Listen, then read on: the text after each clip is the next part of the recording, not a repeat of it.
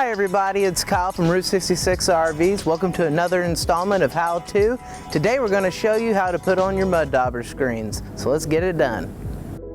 Alright, so the first one we're going to put on today is going to be for our water heater. This is a 6-gallon Dometic water heater.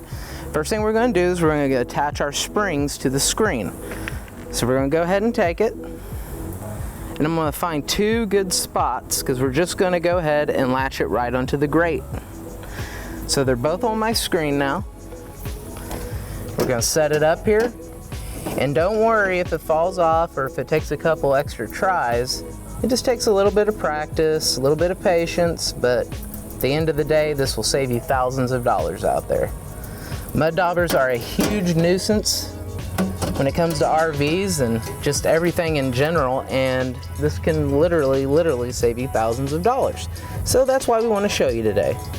So what I'm going to do is I'm going to find the cross member with our tool. Might be tricky at first. You're just going to rotate it till you find it. I've got it. I'm going to take our tool, we're going to stretch it out and latch it right on the other side.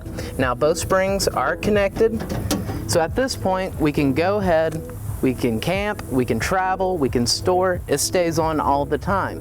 Now make sure to save your tool as well, because this is an investment as well. If you decide you get a bigger rig down the road, a lot of these appliances can transfer over to that new rig. So go ahead, hang on to that tool, keep it in with your packet with the rest of your paperwork. Now let's move on to the furnace.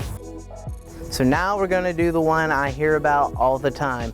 And to be honest, this is the trickiest one to do. We're going to go in and I'm going to tell you the plan here. We're going to take each spring and we are going to latch on to these edges right here and right here. And you're just going to come in from an angle. So the best thing we can do is to go ahead and set these on the corners, on the curve of our screens.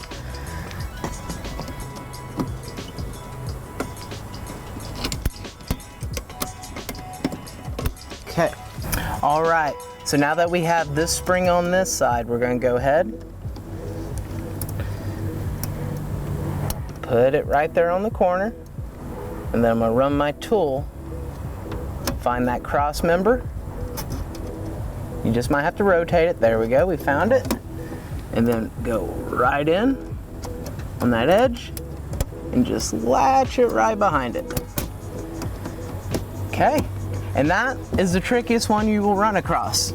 That's for your furnace, and this is for the hydroflames, and that's okay. If it takes you a couple tries, don't give up at it. Just try it a few more times. You'll get the hang of it, and once these things are set, they're pretty much done until you need to take them off and maybe move them to another unit.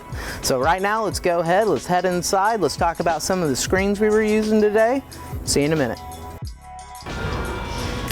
Welcome back to Here in the Store. I want to talk about a couple of the screens we used today. So the first one we used for our water heater was this Valterra screen. It is meant for the Atwood style / Dometic style water heaters. 6-gallon. You're going to see a lot of these out there. This is one of the most common screens used. Now here's the little tricky one that we had to deal with. This is for the hydroflame furnace.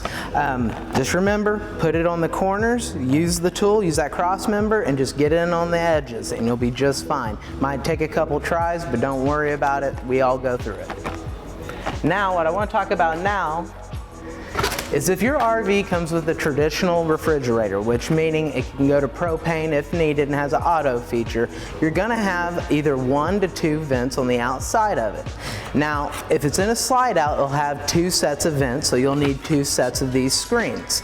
And if you wonder what screen you need to know, just know the brand of your appliance. So if it's a Dometic, we will have curved edges just like this. If it is a Norcold, it'll be straight edge just like this. And the best thing to do when applying these is to find your favorite table, go ahead, take the panel off of the RV, set down, zip tie them up, follow the instructions right on the back. Couldn't be simpler. Guys, I want to thank you so much for tuning in for another installment of How To. I'm Kyle. We'll catch you next time.